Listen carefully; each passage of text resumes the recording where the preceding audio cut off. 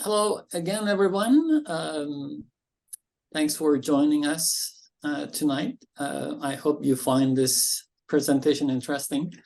Although how you're going to find it interesting, I don't know. It's only the helmeted head of Athena and just an owl.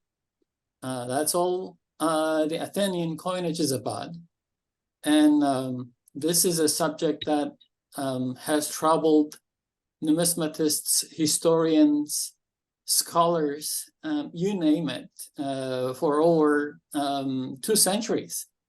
What is the big deal? I don't know, but I will just try to share my view of what the big deal is here.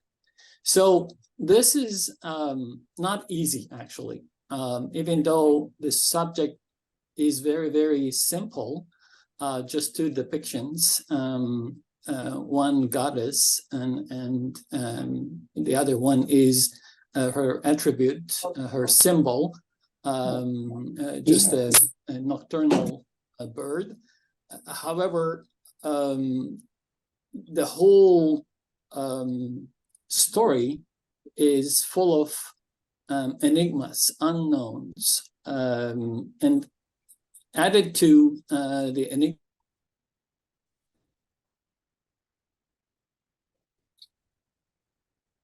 unknowns, human imagination, the way to, and some renowned scholars pitching in and saying things that would simply blow you away. I worked on this presentation many years ago, and I discovered recently that I haven't presented it before. So over the years, I continued putting material on my presentation, and I thought my presentation was ready, but a couple of days ago, when I looked at it, I said, oh, that's not ready. So literally until a few minutes ago, I was working on the presentation. So I hope I did everything right, and the presentation is presentable. Okay, so the coinage of the city of Athens, as I said, it has troubled a lot of scholars for many, many years. The studies started in the mid-1800s. That means people were interested in the coinage of the city over 150 years ago. And some scholarly papers were published during the late 1800s, early 1900s, mid 1900s, and in recent times. All the same, we still have a lot of questions, big questions to answer. And at some point, I was reading a couple of days ago, a renowned scholar, well-known numismatist, was saying, whoever is going to deal with the Athenian coinage is going to have a big problem, because the material is vast and they are scattered, and it is difficult to access all the material to make sense of this huge area of study. So almost 800 years we're talking about. Even certain sections, for instance, the beginning is full of unknowns. So I decided to give you an overview of what I'm going to look at during this presentation. So we have 5 different periods to examine. The early coinage, the archaic period, classical period, Hellenistic period, and Roman period. Sorry about this title here. It's supposed to be the Roman period. So I decided to separate them into 5 time periods so that you can see the development or the changes in the numismatic activities of this mint. When I read one of the prominent numismatists, Colin Craig, he said that when he wrote in 1960s, he said that the coin hoards were not helpful to study the Athenian coinage. And apparently, what he accessed at the time was not very significant. That's why he said that. However, in the last several decades, there have been so many hoards of Athenian coinage. Our information has dramatically improved, and we learned, and we know now much more than 40 years ago.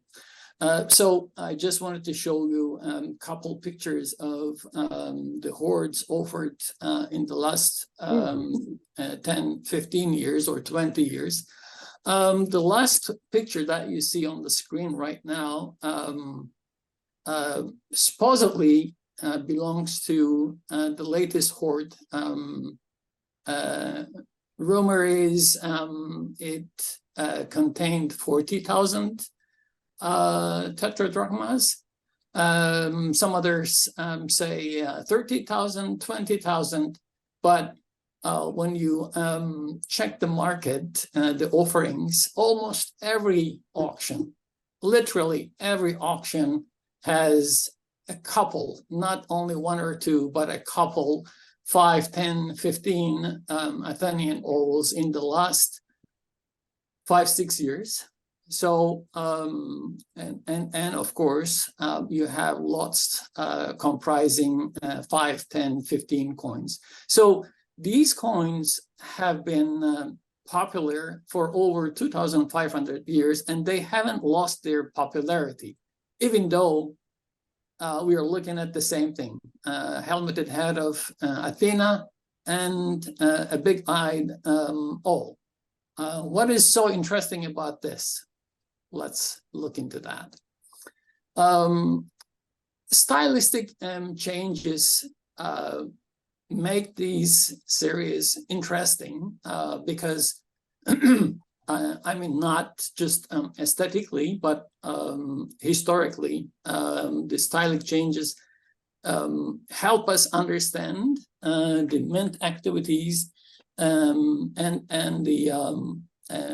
the outcome of this campaign of minting. The history of the city of Athens is, of course, directly connected to the minting activities. They must have started minting coinage in the 6th century BC, so anywhere between 545 to 500, especially the early coinage, the ones that you see here. And then it is believed that the figure or the head of Athena started to appear in late 6th century BC or early 5th century BC. So either around 510 or 490, 95, they started to use the head of Athena. At the beginning, it was mostly not figures, but shapes.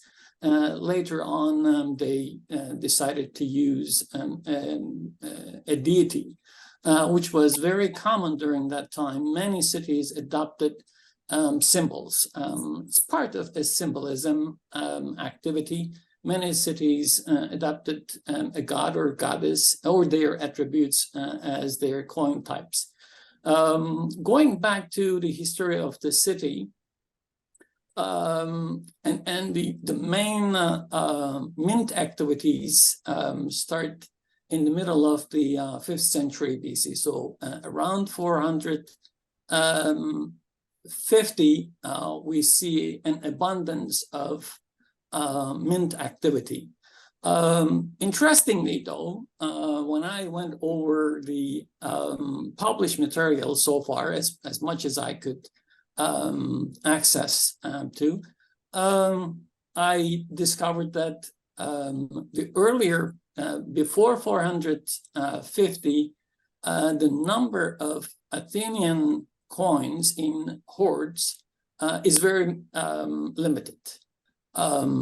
They are found in hoards, but in small numbers together with other coinage. However, after 450, you see the real hoards of Athenian coinage. Only Athenian tetradrachmas, for instance, in the numbers like 2,000, 3,000, 5,000, and supposedly 40,000 if we're going to believe what was said a couple of years ago. So the most activity comes when a big and ongoing conflict between the city-states of ancient Greece, namely the Peloponnesian War between 431 and 404. At the beginning, they were successful, and getting courageous from the early success, they wanted to colonize some other places, and that proved to be disastrous for them, especially the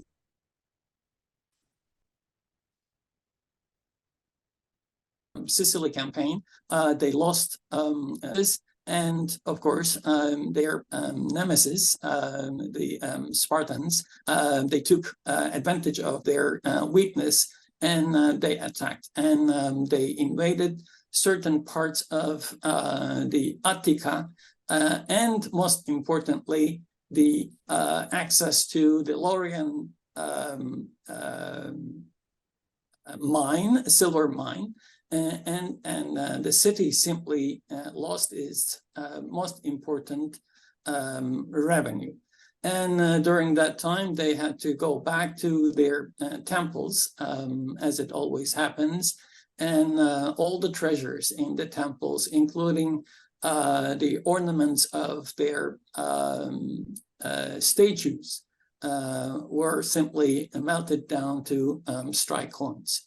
So a glorious beginning and a rather shameful decline and end of this infamous mint. So going back to the beginning,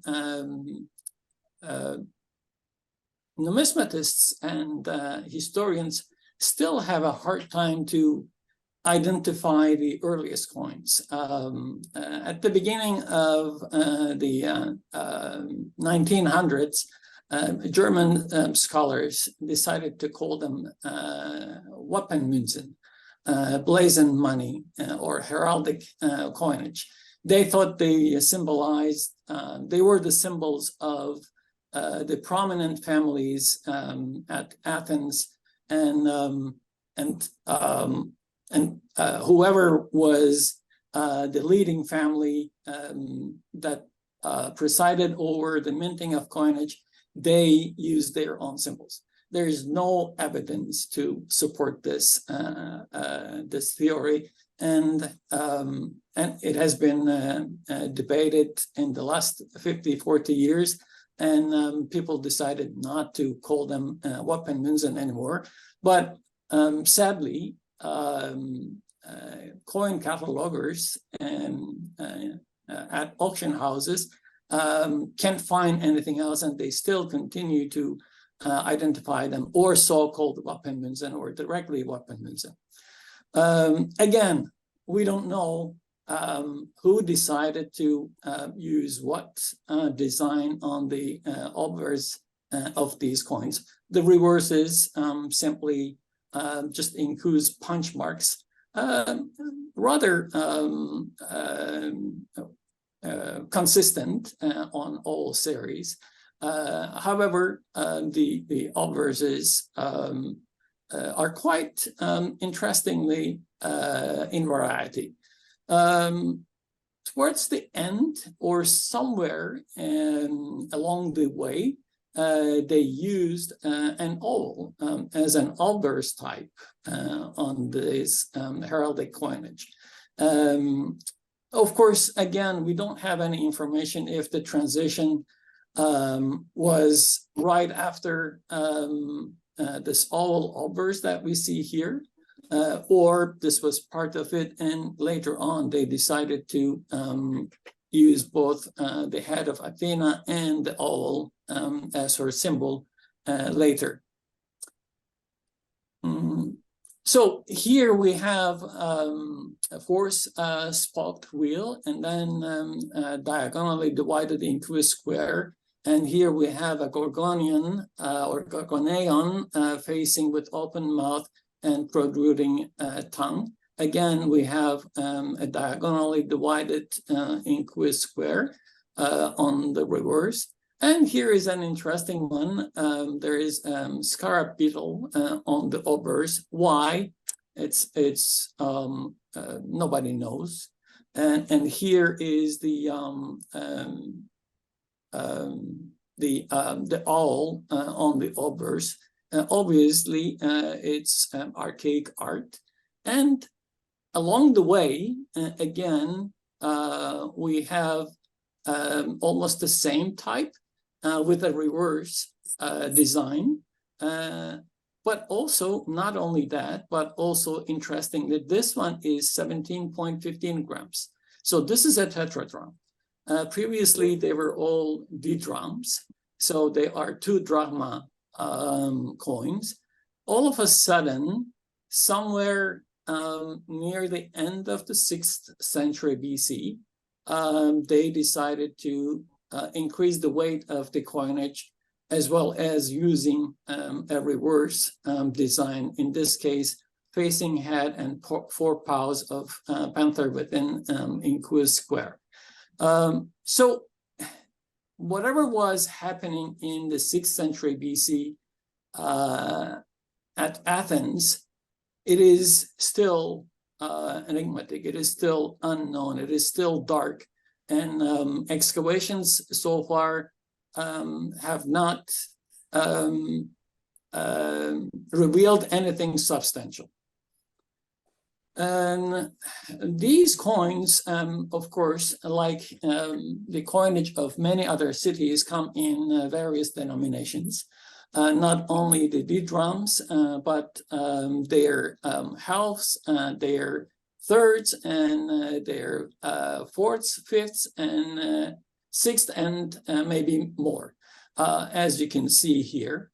And of course, we see different types. On this one is a Bekircan, and here we have an amphora, and here is a small denomination with a bull's head.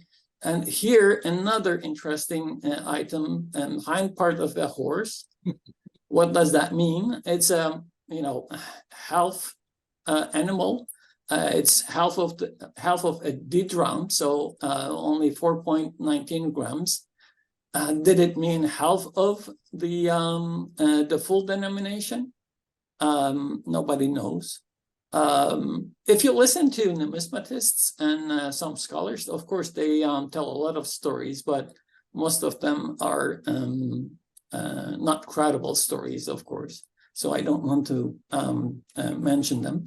And a scarab here again, and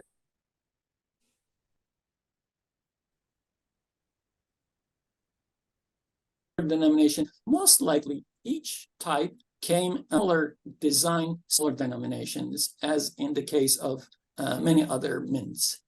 So here you have gorgoneon as a smaller denomination of the full size.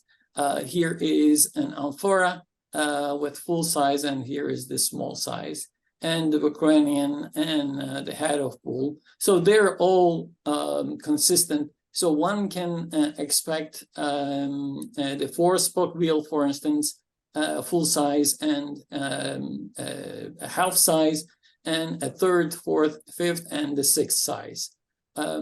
these should be designed in the same fashion as other mints. The main starting point that I look at ancient coins is somewhat different from many scholars have adopted so far. Many years ago, maybe at the beginning of the 19th century, people looked at ancient coins as a reflection of military activities in the history of Western civilization. Yes, there are connections between military activities and coin depictions, but they are most of the time very vague and insignificant. And most of the theories, numismatists and scholars and historians have developed in the last century are no more than theories without any evidence to support the ideas. So coinage was not to finance military campaigns only. Yes, of course, like today, we use money for all kinds of expenditure, including wars, conflicts, but we use money for the pandemic, for instance, and we are still suffering from that activity. And in ancient times, it was not different. People struck coins not to support their military campaigns only, but also to trade, to exchange goods and to pay expenses. That's why you have to have a multi-denominational system. And the existence of a multi-denominational system shows us that the coins were minted for market economy, not just for military activities. And finally, we have the archaic period with obverse and reverse designs that would last almost 800 years, 750 years. Where does the design come from? If you look at other plastic art examples from ancient Greece, you will see everything. A statue of Athena from the 5th century BC, and an amphora from, again, the 6th century BC. You see the awl, you see the same features of archaic almond-eyed rigid figure of Athena. And this will become the symbol of the city, and for some reason, it will not change, except for some differences in the design of the head, the helmet, and the way the owl stood, and the side elements that we see next to the owl. As you see, the helmet, the design of helmet here is very simple, very plain. Yet the helmet designs on these examples are quite elaborate. So at the beginning, the mint workers had more time, I would say. They adopted a more elegant style to depict the goddess. Did they have similar helmets at that time? I'm sure they did, and they looked at those helmets. But of course, nothing survived so that we can attest to our theories. But what I can say is that the engravers had more time to work on their subject, and they created a more elegant design. Sure enough, they created smaller denominations for this archaic type. That's a beauty. In time, the way Athena and the owl depicted evolved. I do not say it improved because the artistic styles are individually perfect depending on their time period. So the archaic Athena was perfect on its own, and the classical Athena is perfect based on the classical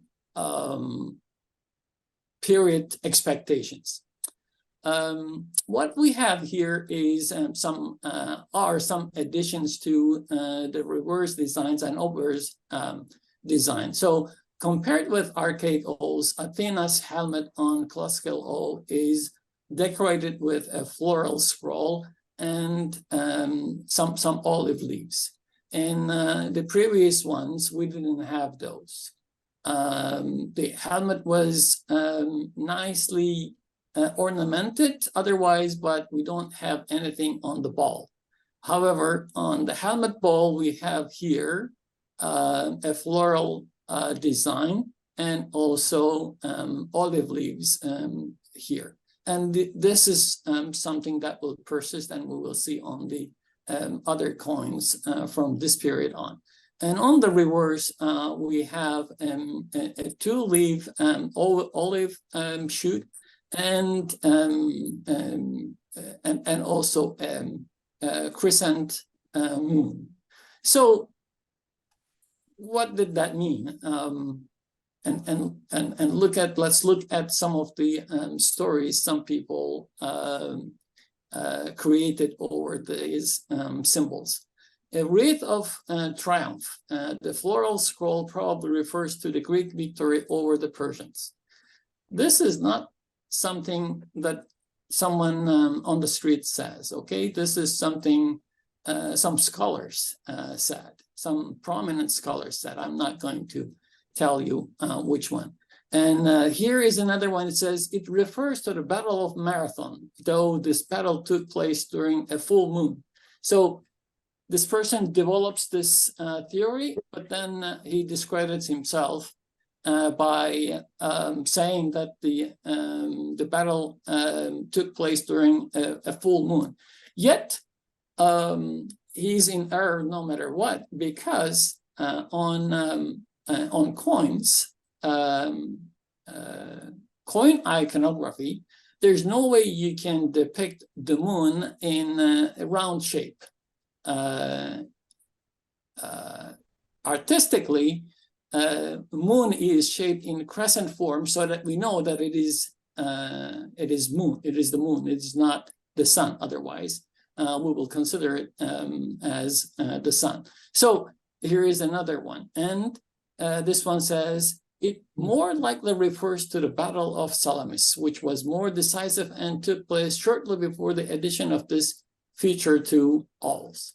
Again, in the mind of these prominent scholars, coins are 100% connected to war campaigns. These people have no other life. Yeah, well, I understand that, because when you read Thucydides, the Peloponnesian War, 450 pages, every page is about a war.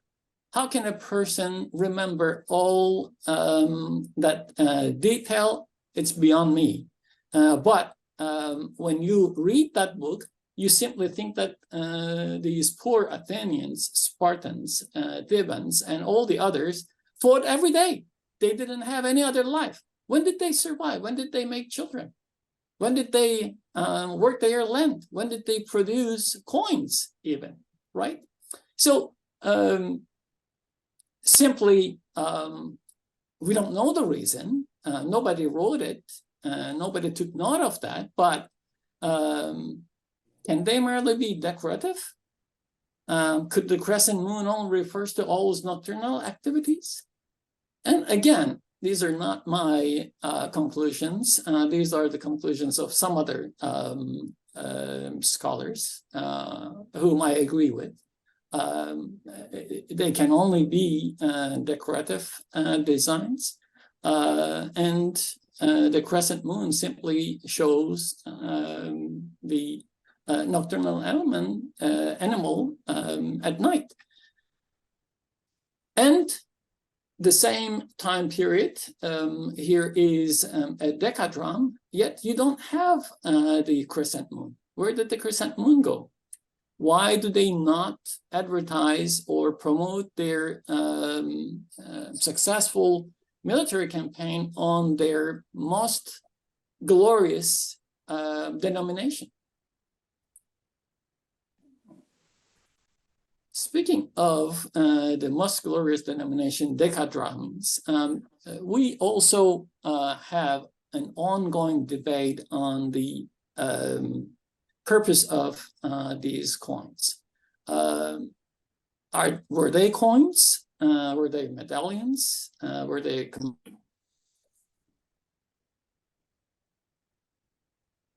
or presentation pieces? Still serious discussions after all the evidence that we have at our disposal. Yes, they are large, very impressive, and until 20 years ago, maybe 20 of them were known. Right now, based on my research and what I found online, around 100 of them are known. So the number has increased dramatically in the last 20, 30 years. So based on what we saw 100 years ago, I can understand certain scholars might consider them as medallions or commemorative issues, presentation pieces. You found only one of them.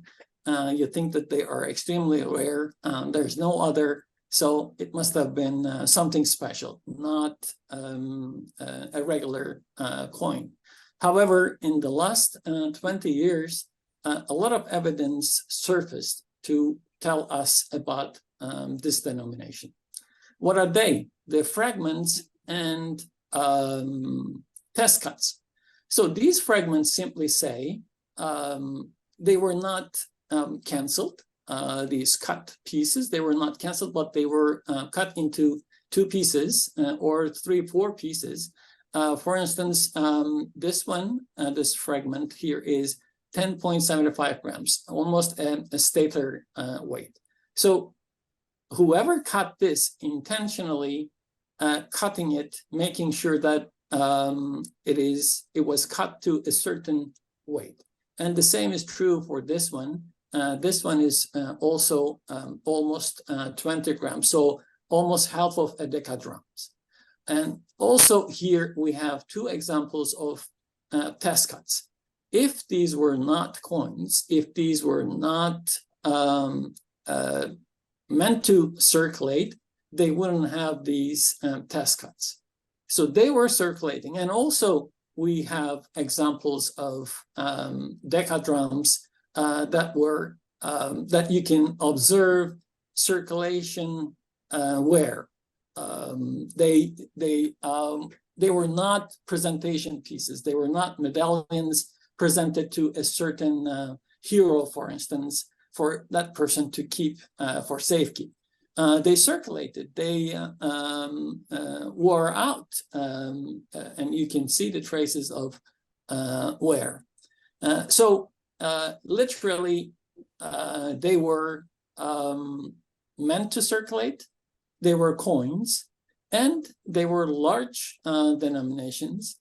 And that also tells us 2 things. First, it is widely believed, and it is a credible theory, that the city of Athens exported silver in the form of coinage. These decadrums were found in the last 20, 30 years, mostly in Asia Minor and in the Middle East. Very few of them came from Greece.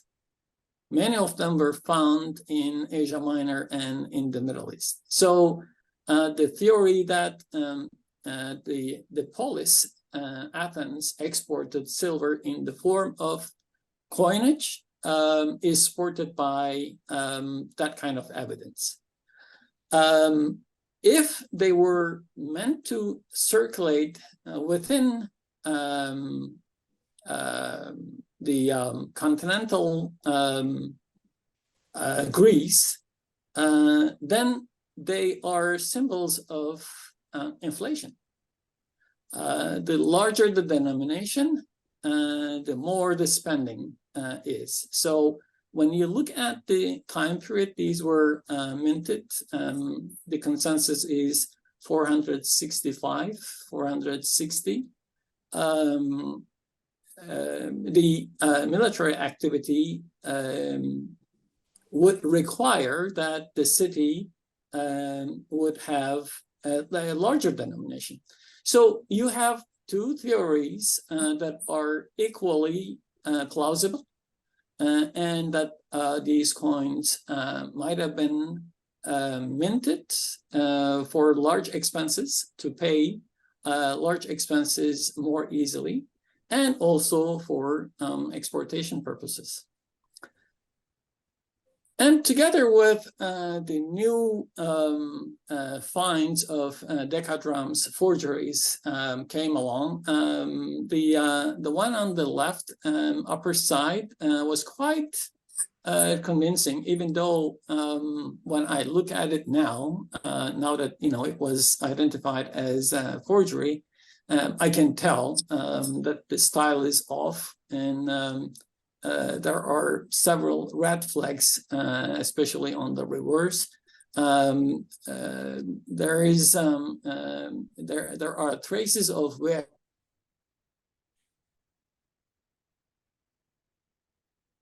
yet certain elements are very sharp. So it is fake, but it was offered by a very reputable company about 10 years ago.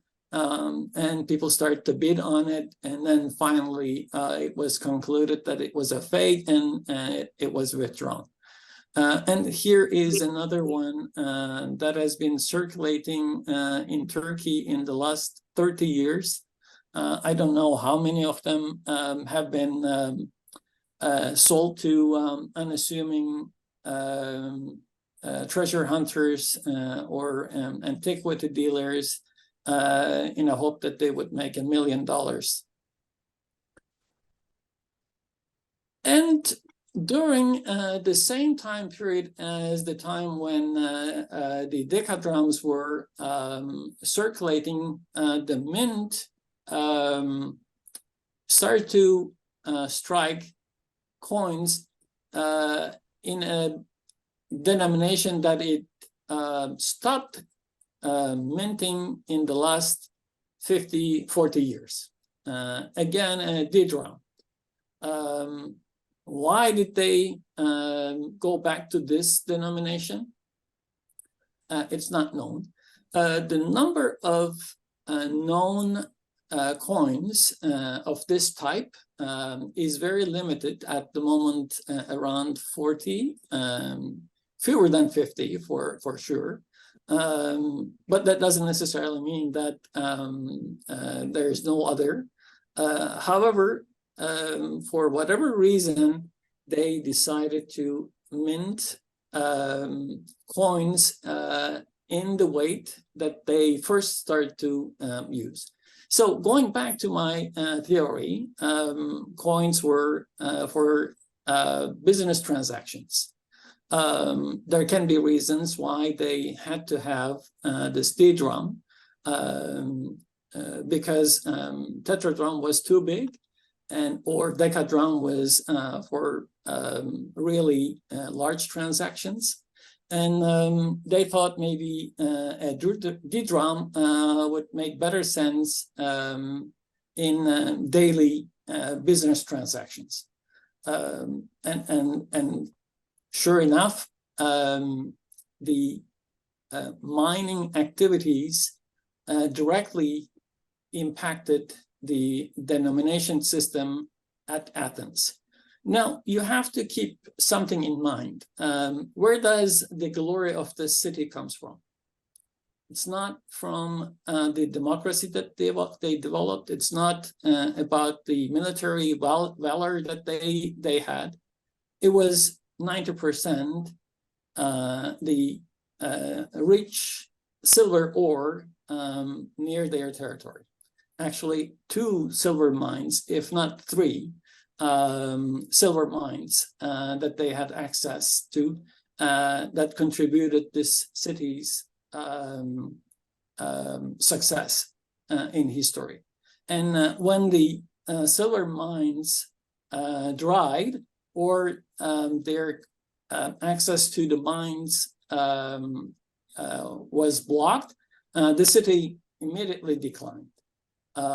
Just like any other city. So it was not really something that Athenians developed over the years, that they uniquely did better than others, but mostly their resources.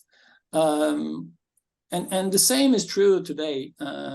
Greece, and especially the area where the city of Athens is located, very limited arable land, only sea access. That's why the maritime industry in Greece has been very, very successful over the centuries.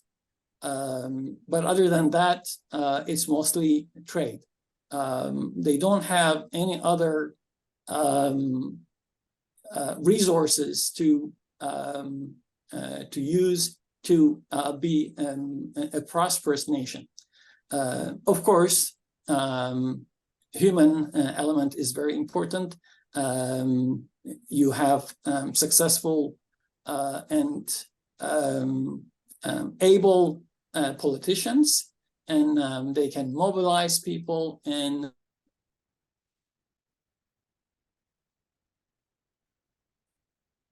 power of people you can achieve. Thanks to some great politicians, achieved a lot. And of course, they benefited from the silver mines in their close proximity. And during the middle of the 5th century, we see an elaborate denominational system. And the types, the same subject, helmeted head of Athena, but on the reverse, we have so many different depictions of the owl. And as you can see, these rich variety of small denominations tell us about their purpose clearly, to manage the market economy. The average person in the city of Athens could use these smaller denominations, especially in their daily transactions, purchasing, selling goods and services. And then for the first time in the last 10 years of the 5th century BC, 406, they mint gold coins. And it's obvious because they lost their access to the silver mines, and they had to spend a lot of money trying to defend themselves against the Spartans knocking on the walls, literally.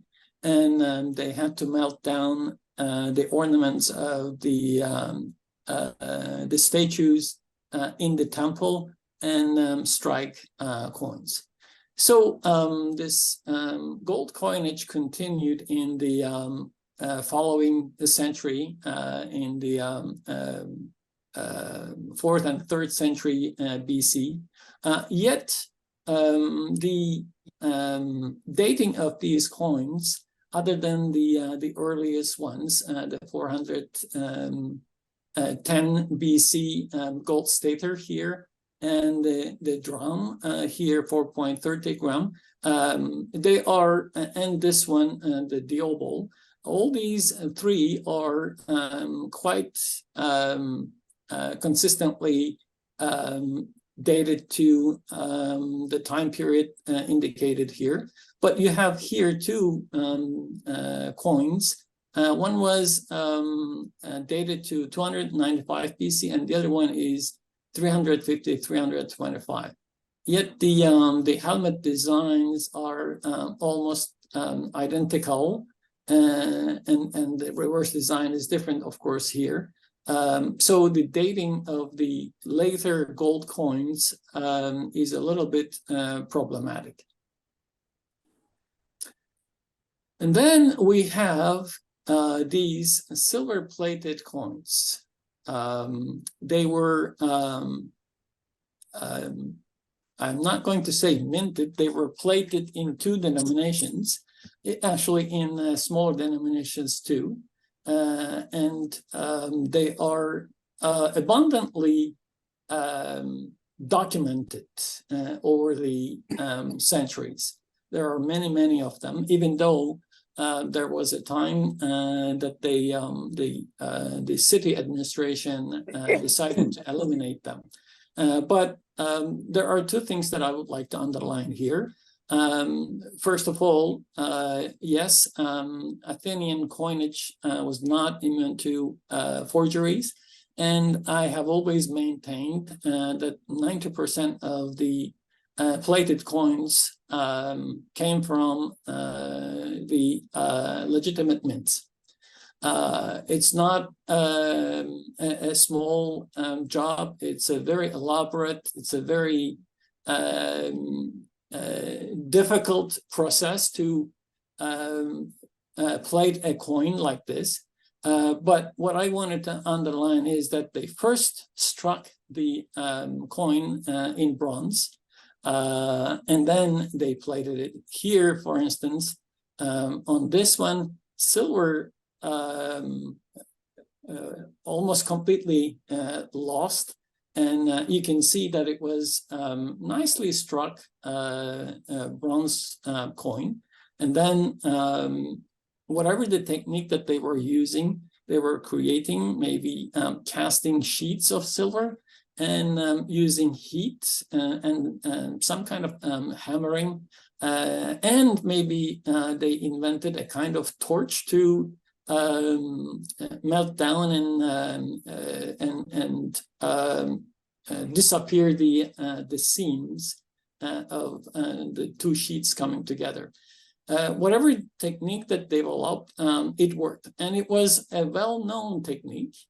So it was not the polis of Athens that plated coins. Many other cities, all through the history of ancient numismatics, they employed it. Yet it's not completely understood today how they did it. And interestingly, these coins were called emergency issues by, again, prominent scholars. Of course, the basis of the Western culture, Athens, they cannot do wrong, and they will not do wrong. They are the symbol of the Western civilization. And so whatever they did, it's permissible. It is acceptable because it's emergency, right? They were under pressure. They didn't have money. They didn't have silver, and they issued emergency issues. Come on. You cannot say that. Forgery is a forgery, and there's no excuse for a forgery. And when a government issues a coinage that does not fulfill its promise. What is the promise? The weight and the pureness of the metal. Your symbol simply guarantees the weight and the metal content of that coin. And if the coin is different inside and out, it is unforgivable. It is forgery, and it is the government forgery, and the government is responsible for that. So there is no such concept that is acceptable because you call it emergency issue. And when you say emergency issues, let's look at the previous ones. Here is an example from the Archaic period, from the 6th century BC. And here is another one long before, almost 50 years before the so-called emergency issues were circulating. Most governments, when they needed money, they simply plated silver and gold. Even earlier, on earlier issues, we know electrum was plated. It's the forgeries, legal forgeries, or the forgeries by official mints. And since the government knew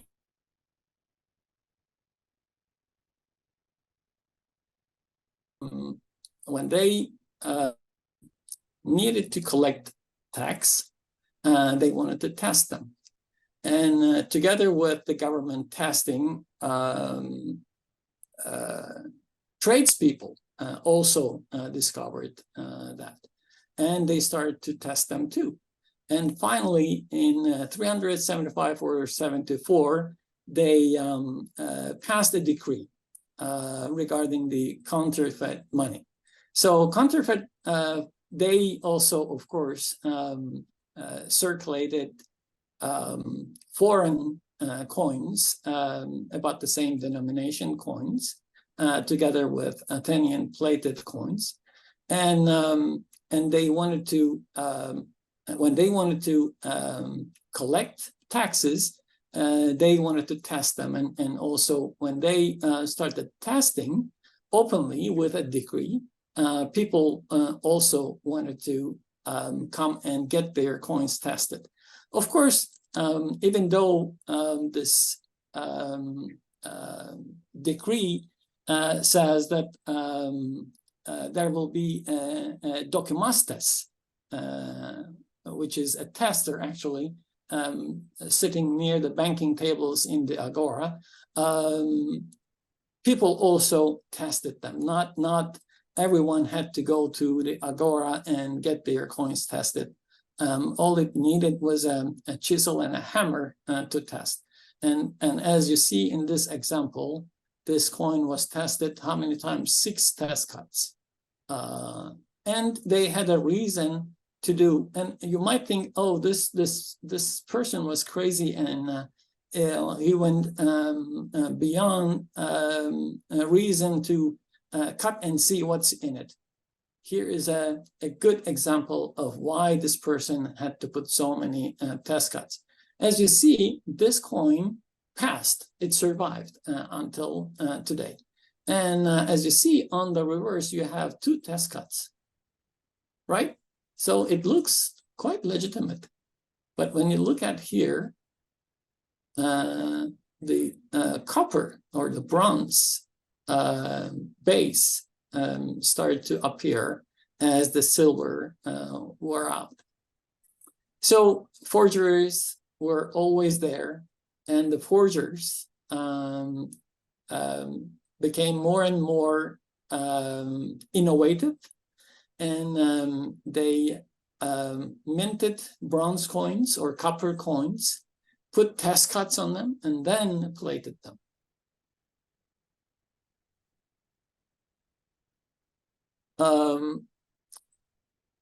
We have very little information about the coinage, how it worked in written texts. However, Aristophanes, the playwright after the Peloponnesian War, in two plays mentions certain stories that tell us what happened. And in the Frogs, he says he has a chorus, and the chorus complains that the current employment of less than honorable citizens and foreigners in positions of civic leadership is similar to the city-states' recent use of gold issues and so-called grievous coppers as currency. So he calls them grievous coppers. And in the Assemblywomen, he says he has a man complains how a decree of 394 BC declaring these fories suddenly worthless left him quite literally holding the bag, nothing in it, or nothing valuable in it. So the grievous coppers mentioned in Aristophanes have consistently been interpreted as official fories by modern scholars, struck when the supply of gold was exhausted by 405 BC. Now, we have to give it to the glory of the Athenian coinage. It was so famous, it was so widely known across the Mediterranean, or at least to the east of the Mediterranean, almost in the mind of many other nations at that time, or many other cities or kingdoms. Money meant the Athenian coin type. So on the obverse, you had to have the head of helmeted Athena, and on the reverse, you had to have a kind of owl. So here is a Persian imitation, most likely from the 4th century BC. And here is another imitation, again from the 300 so BC. And here's another one, again from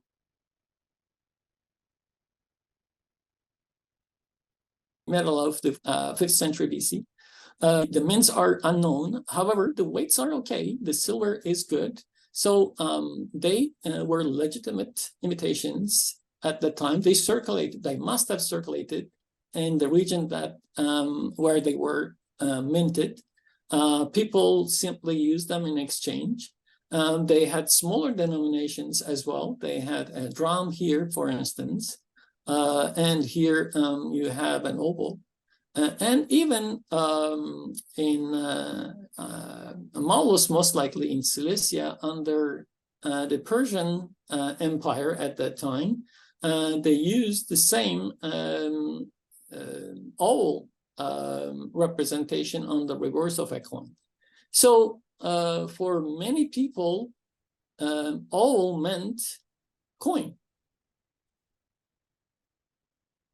And we have more imitations. Some of them are really enigmatic. For instance, this one, again, from an unknown, uncertain mint. For the first time, the head of Athena is facing to the left, but the name of the city and everything is there. Here is the decadram type was imitated on the reverse. From Ashkelon, on the obverse, maybe head of Aphrodite or any other female deity. And here is a spectacular one from the same place with the head of helmeted Athena and the decadram type of spread wing owl.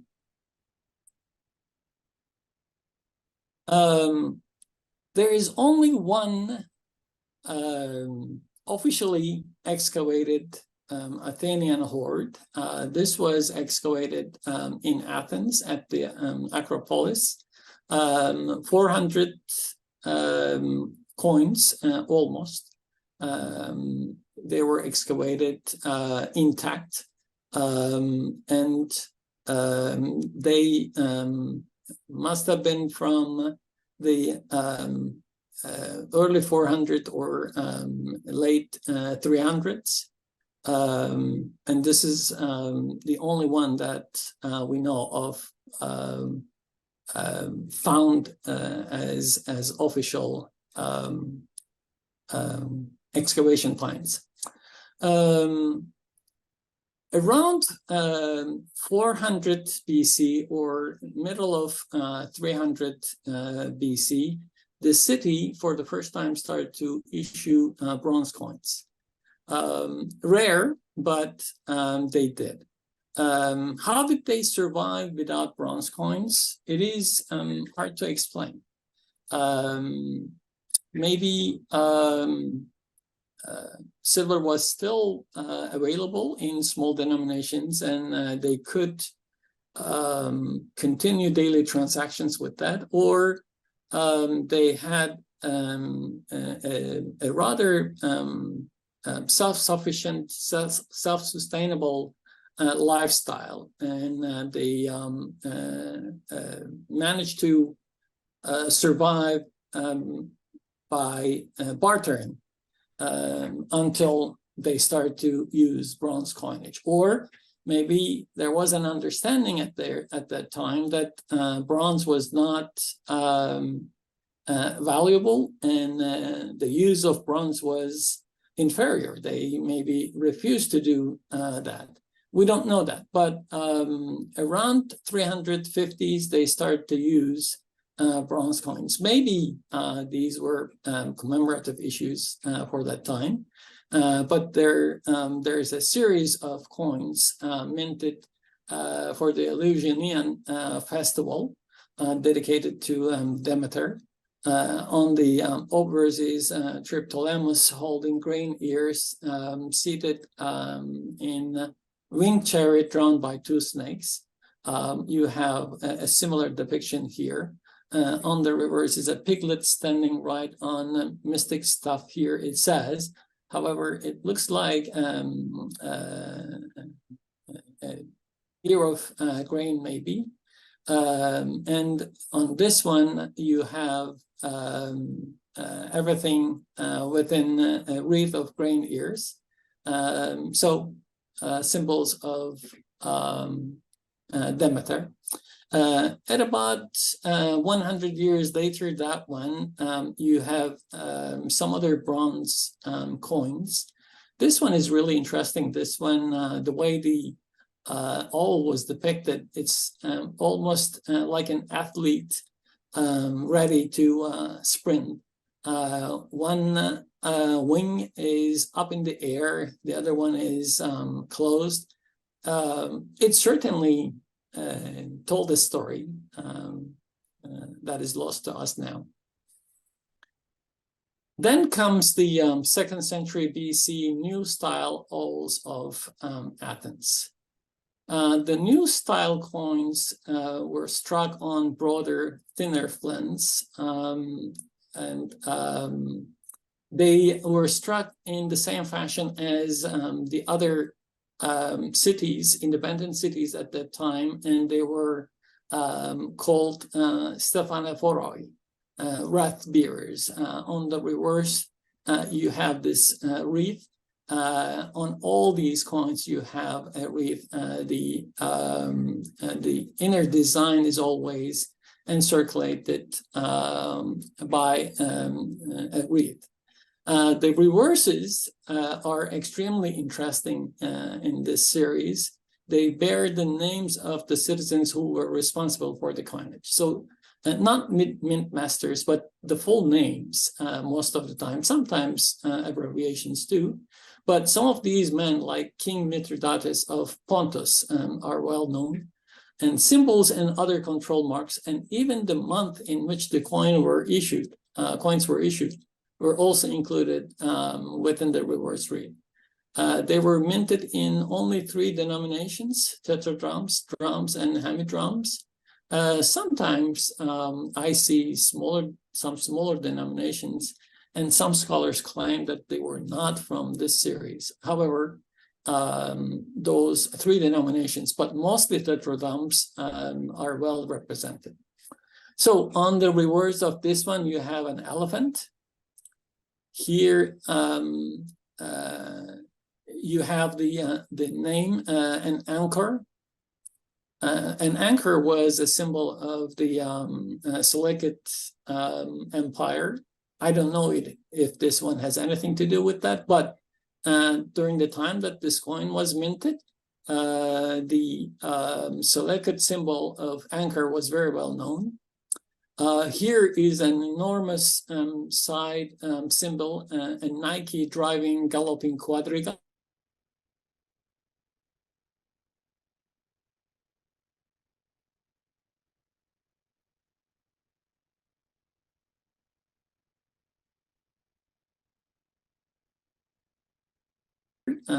Fewer than a third. This area is really small, and the coin die engraver did an incredible job there. Here is, you have winged Aegon standing facing holding palm. Everything is in such detail, unbelievable. And on this one, you have Demeter standing facing holding 2 torches. Here we have headdress of Isis, which is again well known during that time. Here we have 4 part of a lion. On this one, on the left-hand side, we have Asclepius. Here we have a bee, a well-known symbol of the city of Ephesus at that time.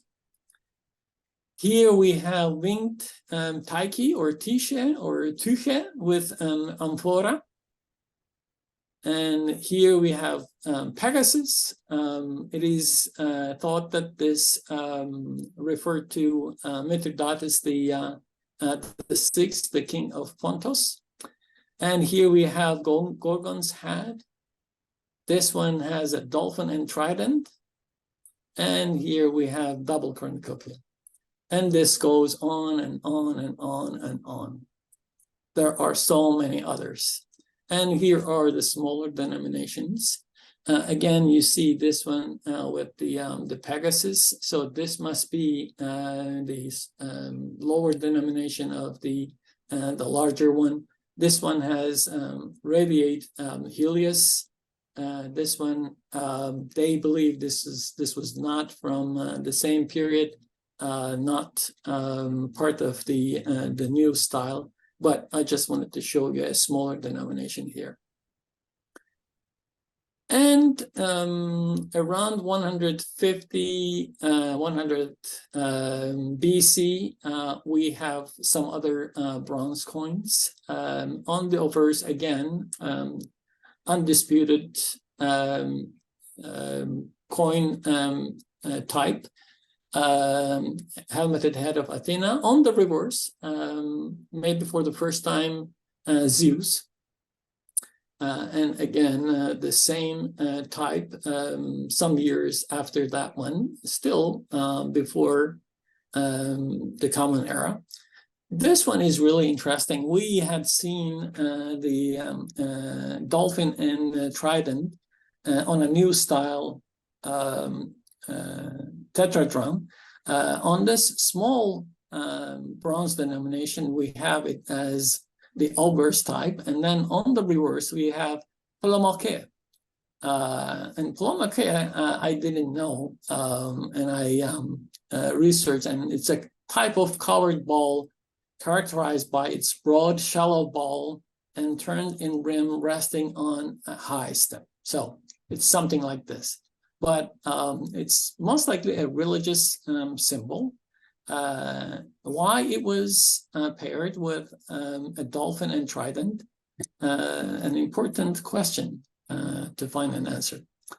Then comes the Roman period. This is when the Athenian coinage becomes really, really interesting.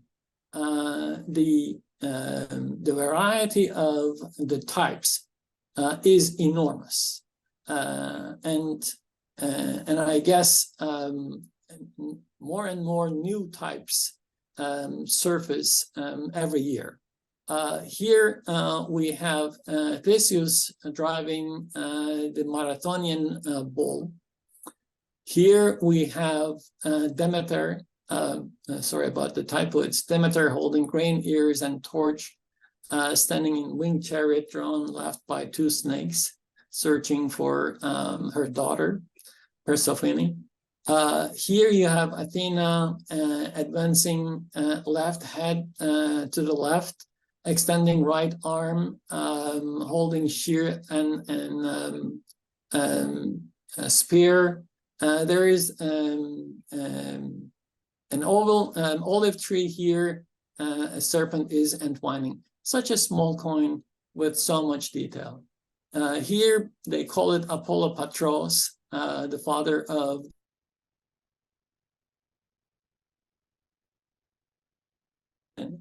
the city, standing, facing, head left, holding patera and lure. And here is a smaller denomination, this time again, Demeter advancing, holding two torches in her hand. And finally, a small denomination, this time, the head of Athena is facing to the left. And for the first time, we see a ship's prow with ram and serpent on it.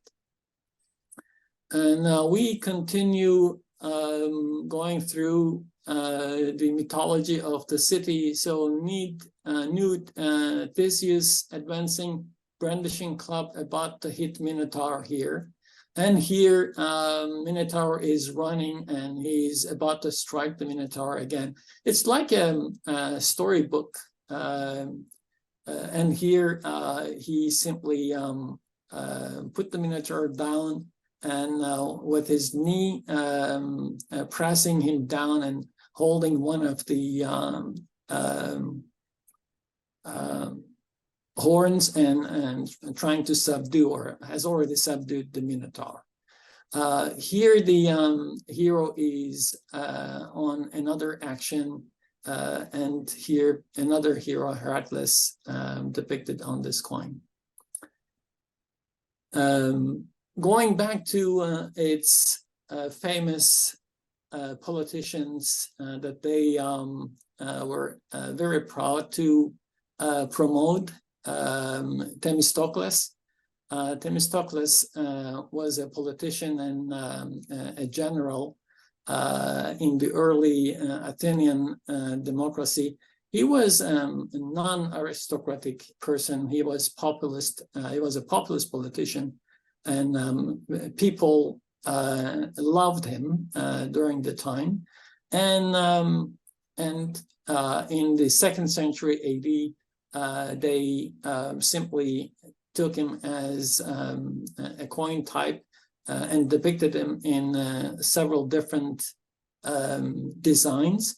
On this one, he is holding a trophy and crowning a wreath, crowning an awl with a wreath in his hand. So he's simply bringing prosperity to the city. And also here you have almost the same thing, but this time it is to the left. But look at the details here.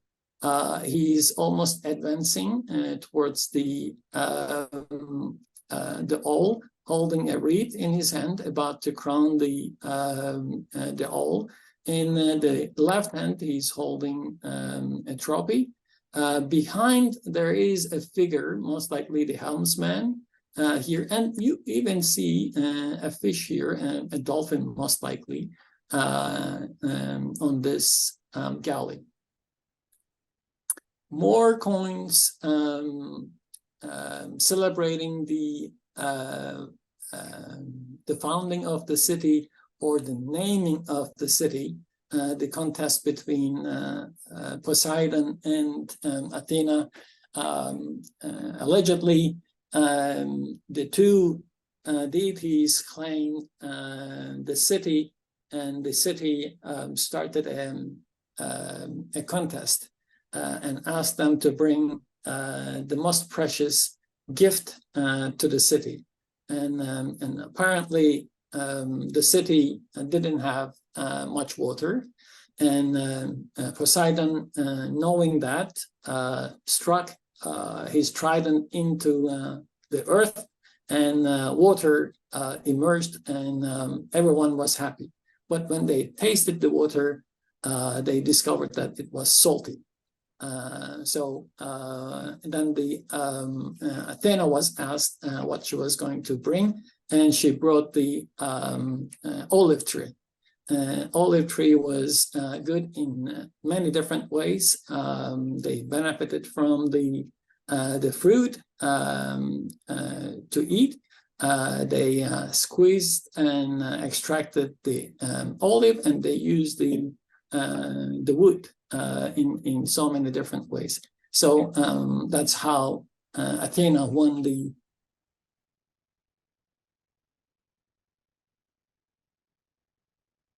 And here you have another coin, again, celebrating the same thing. On an agonistic table, you have the bust of Athena, and her attribute, all is in front of her.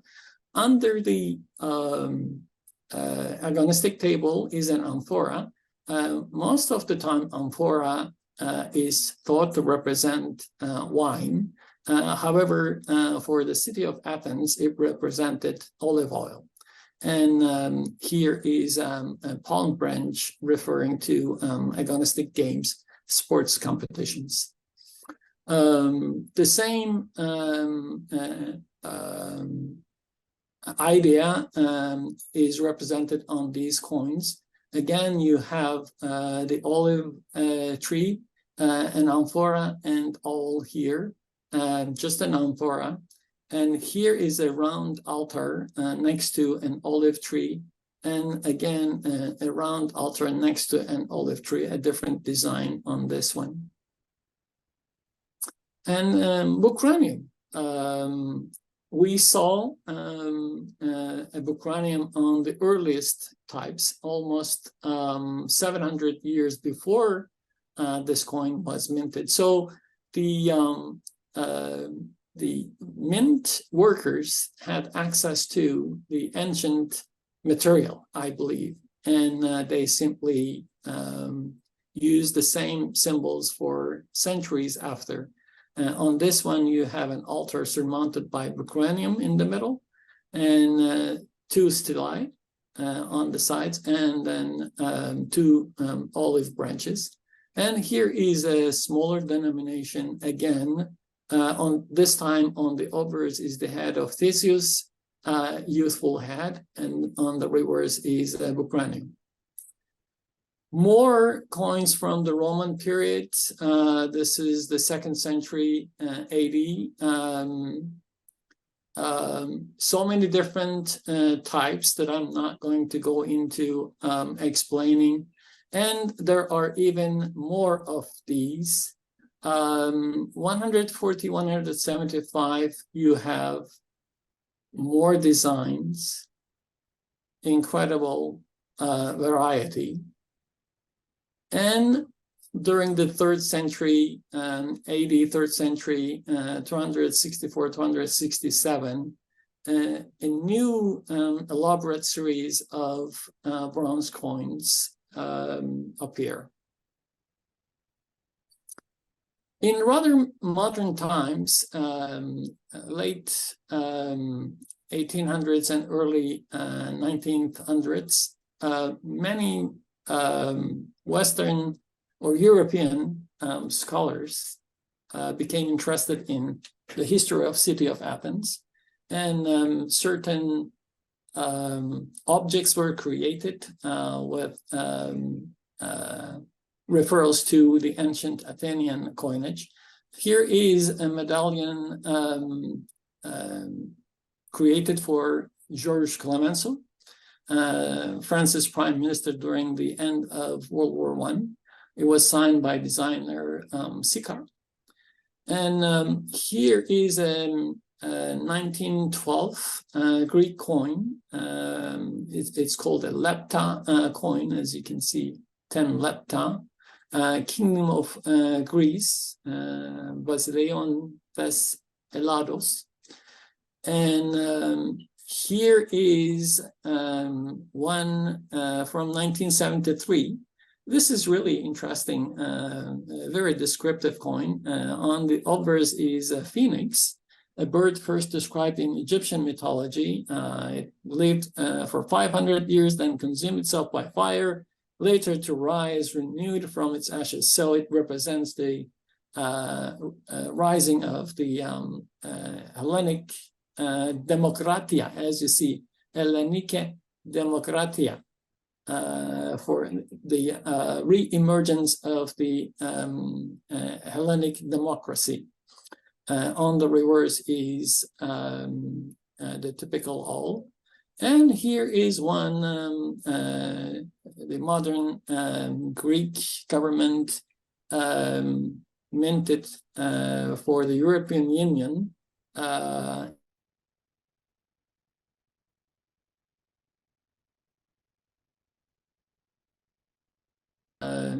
All design of Euro countries.